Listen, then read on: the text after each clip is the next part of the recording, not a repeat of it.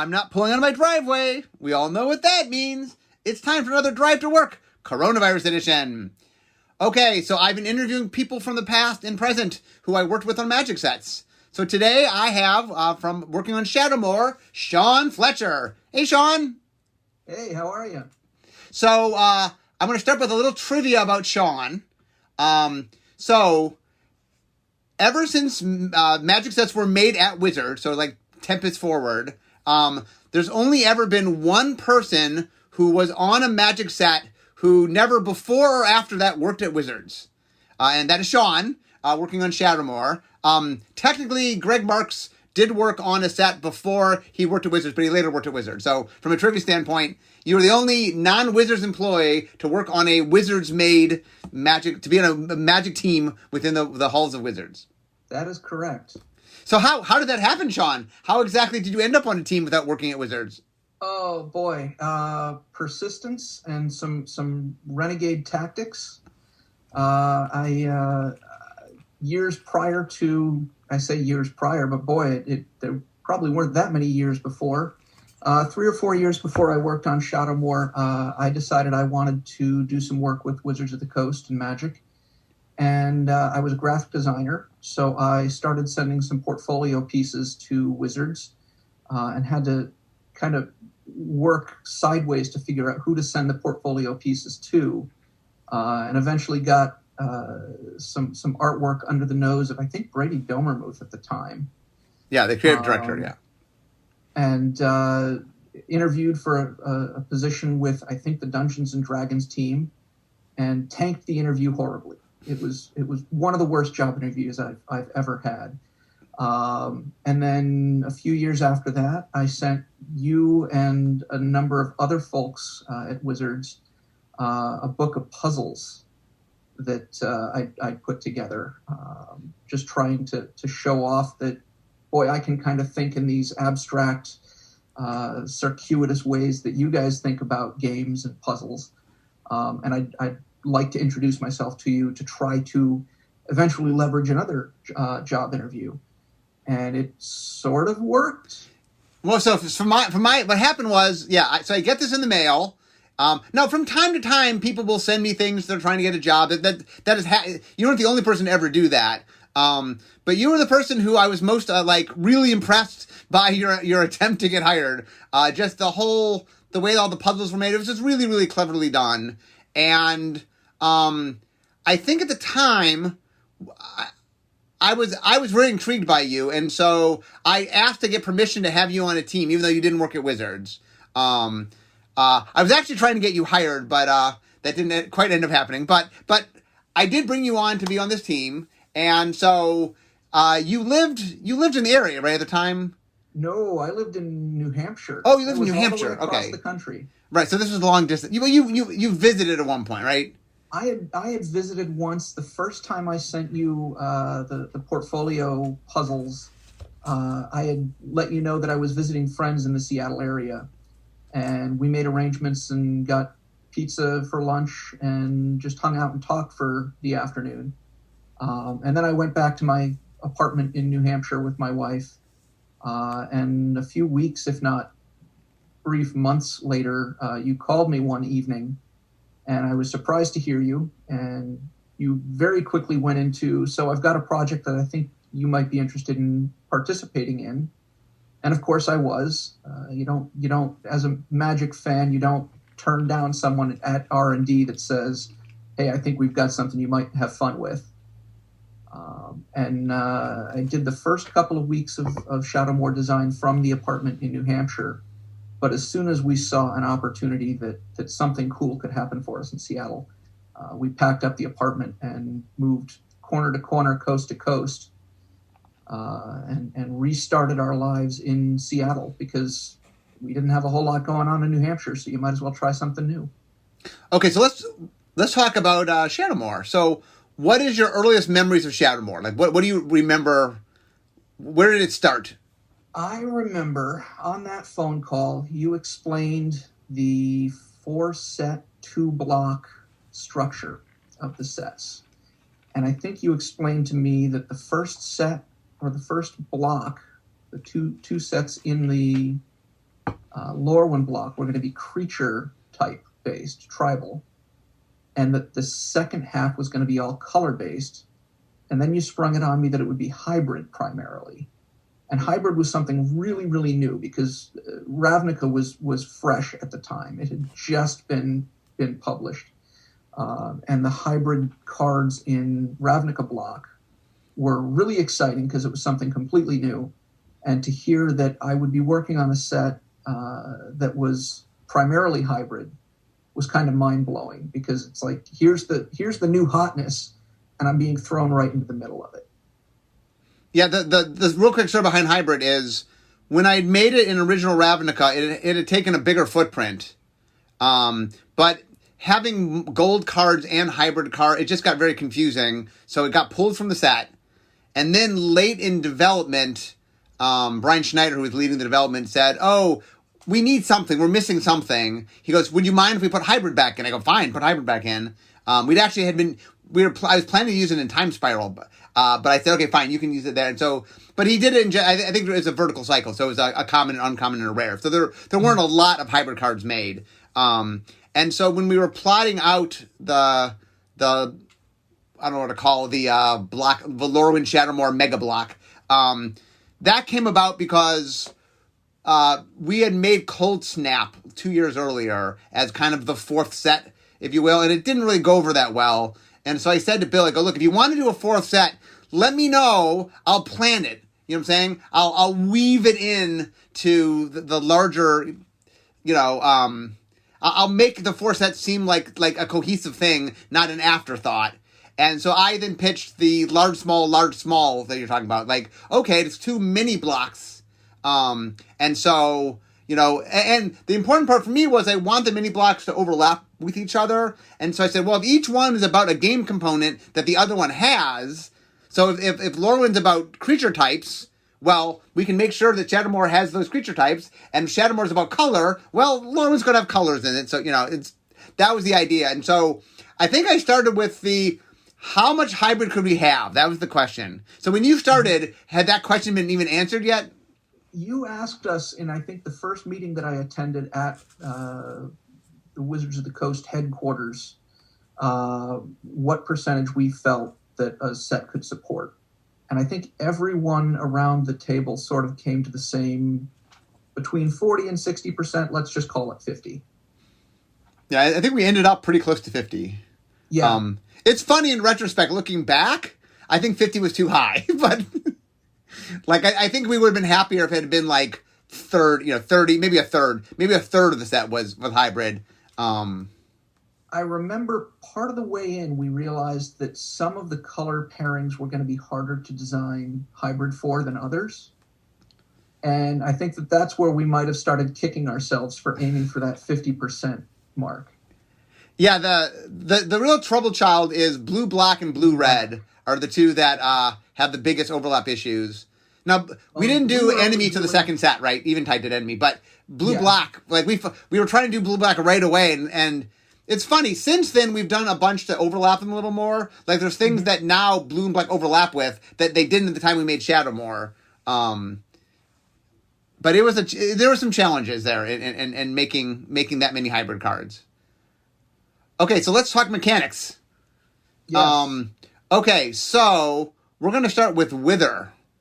So what is your earliest memories of Wither? Oh, well, I will admit I kind of cheated a little bit, and I went. Oh, I'm sorry, not Wither. I started with the wrong one. I apologize. We need to start with Persist, not Wither. Persist. Yeah, Persist. Okay. So Persist actually happened after I was on the design team. I believe that one happened in development. No, that is not true. No. Really? So Persist actually happened originally in Lorwyn. Oh. So made by a designer named Nate Heiss was who designed Persist. I know Nate. Yeah. So what happened was, okay. So the idea was Lorwyn was going to be sort of it was a world that was going to change, right? The shtick of the Mega Block was we meet a world. And then something fundamentally changes about the world, and we see the world through a different lens. Like the world, you know, changes into a different version. And so the idea was, we liked the idea of light and dark, right? The first set is kind of the light fun, set, and then the second set's a creepy dark set. And so one of the ideas we had was, well, if this is the nice set, what if instead of killing creatures, we merely hurt them? And so we put -1/-1 counters into Lorwyn originally on the idea that, okay, well, instead of killing somebody, I'll give them 2 counters or something. And that's not as bad as killing them. And Persist was made during that time period where we had -1/-1 counters. Because I said to my team, okay, let's come up with cool things. We have -1/-1 counters. Let's do cool things with -1/-1 counters. And Nate made Persist, saying, well, here's a cool thing. What if this creature, when they die, they come back, but they come back with the counter, -1/-1 counter, and that tells you that, they've used their 1 comeback. And so they're a little weaker, but, you get sort of one reuse of the creatures. But what happened was, we found that -1/-1 counters had the exact opposite effect. Like, it felt meaner. Like, somehow, it's one thing to kill a creature, but, maiming a creature just felt meaner. You're rubbing salt in the wound and letting them sit there feeling bad about themselves. So what happened was, we pulled the -1/-1. I said, okay, well, if it feels dark, we'll just use that in the dark set. So we ended up pushing that to the second set. And I Persist was in during design, wasn't Vision back then, but we did have Persist in during design, because we liked it in Lorwyn. So that's what happens. Once we put -1/-1 counters, we ended up sticking it in. Maybe it wasn't there right in the very beginning, but it was there long before we handed it over. I don't actually remember working with any Persist design concepts. So it's possible you already had a slate of working models from before that just didn't come up much when we were talking about things like the wither mechanic and the color matters. Okay, so let's get into Wither. Now that I got Persist out of the way, let's talk Wither. So I was saying just a minute ago, I sort of cheated and I went back and read a whole bunch of articles just in the last couple of days about Shadowmoor design, because it's been 15 years. It's a little hazy to me sometimes. Okay. And I remember that I think we started it with a different name, and it was slightly different in how it worked, in that a creature with Wither might have a different Wither value than its actual power. So something could be a 3/3 that had Wither 1, and it would put 1 -1/-1 counter out there after the fact. It was convoluted. It did all kinds of crazy rules things. And one of the things that stuck out for me was that you could have a black creature with Wither get blocked by a white creature with pro-black, and the white creature with pro-black after combat would still get the -1/-1 counters from Wither, because it was a triggered effect rather than a damage effect. Yeah, it was... I remember what you were saying. Right? Originally, we had the number being different. Yes. And I think the problem was that it was very mentally hard to wrap your brain around it. Yes. Because if I had 3/3 Wither 1, really what I was a 4/4 that 1 damage became -1/-1. Right. But when you saw a 3/3 attack, your brain didn't say it was a 4/4. Right. It just didn't do what you thought it did, and that definitely was... It was kind of mind-melty, and so we said, okay, let's... people understood if it was all made sense, but part just didn't make sense. So then we changed it. Another aspect of that was that it wound up dealing a different amount of, let's call it, functional damage to a creature than it would to a player, because the Wither didn't matter if you let the damage through and you took the damage yourself. It wasn't going to put -1/-1 counters on a player. So you would just take that 3 damage and ignore the -1/-1 that it would have put on. Right. So a 3/3 with Wither 1, if it hits the opponent, only does 3 damage to them, because Wither only applies to creatures. And it created some interesting dynamics, because some of the creatures we designed with that ability were the kinds of thing where it was like, when it attacks, maybe you just let it through, because it's not going to hurt me as much as it would hurt the creatures that I block with. Yeah, the other thing that also happens a lot is, I think sometimes when we start doing a mechanic, we tend to be we put as many knobs on it as we can, under the idea that it'll be easier to work with if there's lots of knobs. But what you find when you play sometimes is, sometimes knobs are helpful, but sometimes they cause more confusion. And this was a case where, right, a 3/3 with Wither 1 was just a much, much more complex thing to understand than, 3/3 with Wither or 4/4 with Wither. Okay, let's talk about the untap symbol. What do you remember about the untap symbol? I remember we talked about the potential power level for it, and I don't think I had a complete grasp on how strong the mechanic could be. It felt like a great way to sort of turn the world upside down, which was something that was going to be thematic through all of Lorwyn into Shadowmoor. I don't think I had a full appreciation of what could mechanically be done with that. So the untap symbol was the creation of Mark Gottlieb. I forgot what it got made for. Mark had made it. I don't think it was for this set. Maybe it was. Mark was on the set. Maybe he didn't make it for the set. One of the things I'd said to the team was I really liked the idea of mirror imaging. Like, I liked the idea that the things you saw in the Lorwyn version had their mirror versions in the Shadowmoor version. And I think Mark was like, oh, how do we make a shadow version of something? And he's like, ooh, what if we take the tap symbol and mirror it and make the untap symbol? And so untap's a really good case study of something that seems very simple on its face and ends up being very complex in play. We just talked about Wither. So the problem we ran into, we had a couple problems with untap. One was, if you look at the untap symbol, it was literally the tap symbol, I think, rotated 180 degrees, and then everything that was white was black, and everything that was black was white. It was a, negative image of it. But even though it was upside down and a negative image of it, people just saw it as the tap symbol. Like, that was one of our ongoing problems is that people just, if you look at them, if you took the tap symbol and the untap symbol next to each other, clearly you can tell them apart. But in a vacuum, when you're not really paying attention, it just kind of looks like the tap symbol. And so people would play it wrong. And then the second problem we ran into is, I talk a lot about grokking things, that the players like, do you make a mechanic the players can understand and not just understand, but like get how it plays? And for some reason, the untap symbol was just really ungrockable. Like, just the mind state of knowing that this thing that's tapped could become untapped was really hard for people to wrap their brains around.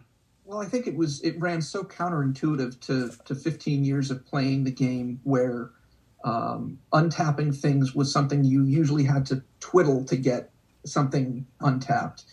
You had to twiddle going way back to Alpha era there. I don't know if folks remember that card. It's so old. But you would have to play a spell or an effect to untap something. And now to have so many creatures that could just do it themselves, in the middle of combat, you'd forget that, wait a minute, he doesn't have one blocker. He has potentially 3 blockers. Because those things will not only untap, but they'll do something else as they untap. And it created some pretty complex board states. Yeah, I mean, it was both complex in the fact that, right, here's these things that can untap and do things. And on top of that, it had the... one of the things we try to avoid is, well, you want some stuff on the board, in play doing things, right? You want some stuff on the battlefield that are interacting. Magic obviously has some give and take, but you don't want you don't want people feeling dumb, where like I attack and just forget something and it wrecks me because I just forgot it. And people were not like taking into account the untap symbol. For some reason, it just was something that people really had a hard time remembering, and it was really neat in concept, but it didn't play well. Yeah, I also remember it being a little harder to use in practice than I think we wanted it to be, because it's not as easy as just tapping a creature so that it's tapped, so that then later it can use the untap. You have to be able to find the opportunity to attack with that creature, knowing that either I'm okay with that creature dying in combat so that I can untap it to get its effect before it dies, or you have to fabricate some other system that allows you to start tapping that creature, which I think might get you into another mechanic on your list you want to talk about. So I'll okay, go ahead. Segue in, please. The Conspire mechanic. Conspire was a mechanic that allowed you to tap creatures to get the extra copy of the spell, which was, in my recollection, that was like the really feel good, like you made something crazy happen combo, was to conspire using an untappable creature and then untap that creature to get the effect after the conspire. Yeah, I think so. This is my memory. Tell me if you remember. If you read it. I think we had put a bunch of things in that used tap as a resource, but I think the mechanic itself is the mechanic that got made in development. Yes. Aaron Forsyth was the development lead, and so we had a whole bunch of individual cards that kind of let you tap things as cost. And Aaron said, "Well, why don't we just consolidate this and make a mechanic out of it?" And then Conspire also had this. You want to tap two things of the same color, so it not only played with the untapped stuff, but it also played with the color theme. Matters, yeah. So let's talk. I know we had cards like Elemental Mastery and Presence of Gond, and I'm still curious who this Gond character is. But they were enchantments that you could put on creatures that let them tap to do a thing. I think Elemental Mastery made a whole bunch of little hasty tokens. Presence of Gond made one elf. There was a white-blue enchantment that at the beginning of your turn would tap a creature, which if you used it proactively against your opponent, it was a great way to lock their creatures down, because as soon as it untapped, it tapped again. But then you could also put it on your own creature so that at the start of your turn it would be tapped so that you could use its untap ability. Yeah, there's a lot of combos were woven in. Okay, so I want to segue to another theme that we just talked about, which was color matters. Yes. Which, a lot of that in the set. Yeah, like one of the things that was, when you're going hybrid, one of the things that you have to say is, okay, well, what's the strength of hybrid? How do you lean into hybrid? And the reason that the set was color matters was that hybrid does a really good job. Like, my mono red deck could have black cards in it, even though I don't have swamps in any swamps. And go ahead. I'm sorry. Well, yeah. So I was really intrigued by the idea of a draft format where you could draft monocolor cards. Like, you could have a monocolor draft, meaning I'm only playing basic lands of one color, but yet I could have a lot of colors in my deck. Yeah, and by the end of that cycle, you could play a 5-color deck on a single set of mana, a single type of mana. I remember playing a lot of 2-color decks, like intentionally 2-color decks that turned into 4-color decks because of all the hybrid mana. And it was interesting to have to make some really fine line decisions about, is it worth putting in a couple of mana of this extra color to be able to do this activation on something that wasn't quite in your colors that you were intentionally playing. You almost had access to things sometimes, and you had to make the decision whether you wanted to commit to having access to it. Yeah, it's an interesting set in that it really, you viably could play one color, and you could play many colors. If you really had a lot of options, especially when you had Shadowmoor with Eventide together. Yeah. So, what do you remember of the color matters theme, which was a pretty big theme? Oh, well, I think one of the things that stands out for me was I remember writing a little think piece in the middle of design where I realized that color density was something that the hybrid mana was really going to make matter, where all of a sudden it wasn't really all that scary to have a card that had 4-colored or 3-colored mana symbols in them, because it could be red or green, or it could be white or blue. So all of a sudden we went from something that was like 2 white and 1 other, from being, okay, commit to white, to something that was, 2 white, blue, and 1 other, being very flexible in how you could use it. Yeah, it's funny. The color density, it wasn't in Shadowmoor, it was in Eventide, but we did, Chroma ended up showing up later on the block, which was sort of the precursor to Devotion, if you will. Yeah, something that came back years and years later. So there's a story I want to tell, just because this is one of my favorite stories of yours. So can we talk a little bit about the making of Kitchen Finks? Heather's Chipmunk? Heather's Chipmunk, yes. So talk about the how did that card start? How to start? Like, why is it Heather's Chipmunk? It is Heather's Chipmunk because when we were back in New Hampshire, we had a chipmunk that lived in a hole in our yard. And at one point, Heather says to me, Heather's my wife, she says, "Will you make a card for me if you're going to make all these cards?" And I said, I could probably sneak one into the set. She says, "I want one based on that chipmunk in the yard." She liked watching the chipmunk pop out and run away and then run back and hide in the hole in the ground again. So I started with a 1/1 for 1 green-white hybrid mana. And it would give you 1 life when it entered play, and it would give you 1 life when it died or left the battlefield. I think it was just when it left the battlefield. And we put that in the design file, and I think the decision was made that it wasn't quite impactful enough, so it became a 2/2, and it was still a chipmunk or a squirrel or something in the design file. And I think it went through all of design with the name Heather's Chipmunk, because I remember it kept getting kind of funny side eyes when people that weren't familiar with the backstory would see this card called Heather's Chipmunk. Who is this Heather, and why does she have a chipmunk? And I remember at one point I sat down for a playtest, and Mark Gottlieb warned me that it was now a 3/3 for 3 that gave you 3 life coming and going. And he proceeded to beat me mercilessly with it. It was almost embarrassing to be beaten by a squirrel that was initially designed to be something just light and happy, and now it was just this powerhouse of the set. Do you remember when it got persist? I think that happened after I was done. Okay, that happened in development. Yeah. Yeah, I think right. It was Heather's Chipmunk throughout we handed it over as Heather's Chipmunk. We didn't change that name. I mean, not that I thought that was going to be the real name, but that was the design name.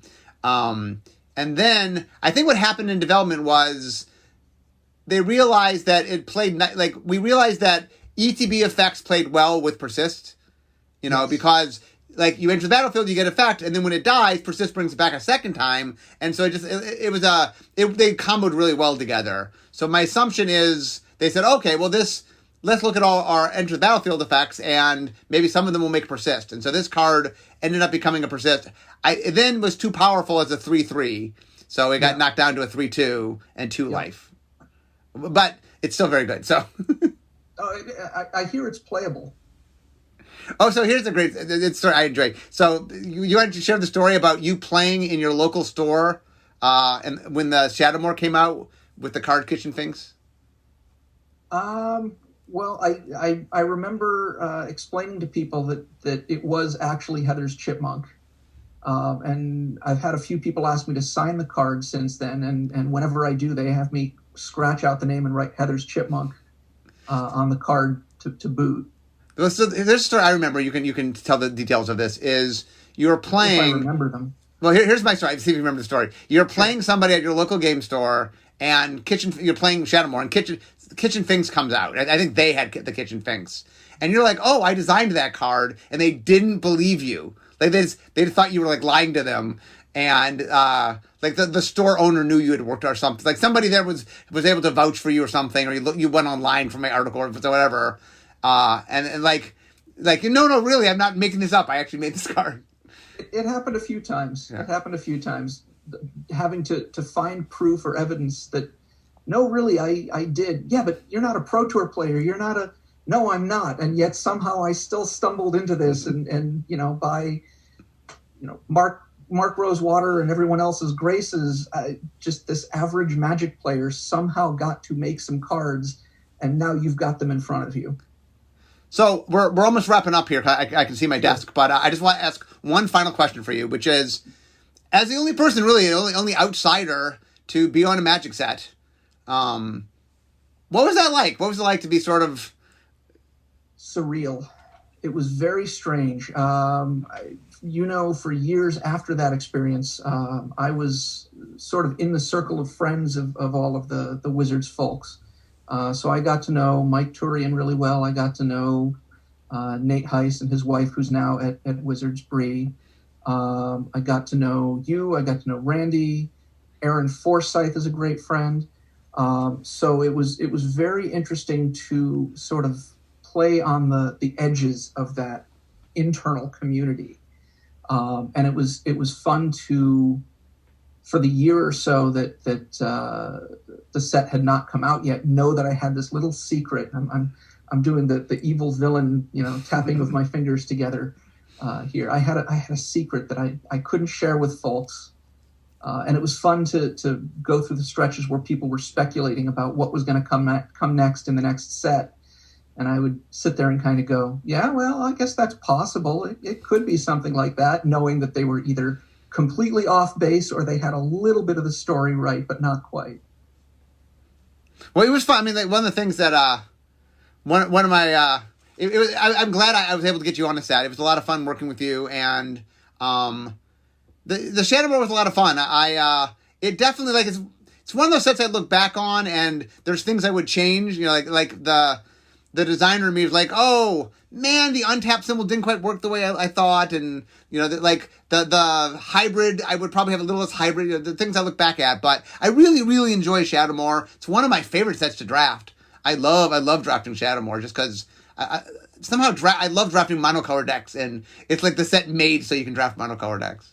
I think I still have a few unopened starter decks. Oh God, remember starter decks back in the day? Starter decks. I have a few unopened ones down in my garage somewhere. So if you're ever in Southern California, we'll do some sealed. Oh, that sounds good. So anyway, guys, I can see my desk. So we all know what that means. It means it's the end of my drive to work. So instead of talking magic, it's time for me to be making magic. So thank you, Sean. Thank you so much for being with us. Thanks for hosting. And for all the rest of you, I will see you next time. Bye-bye.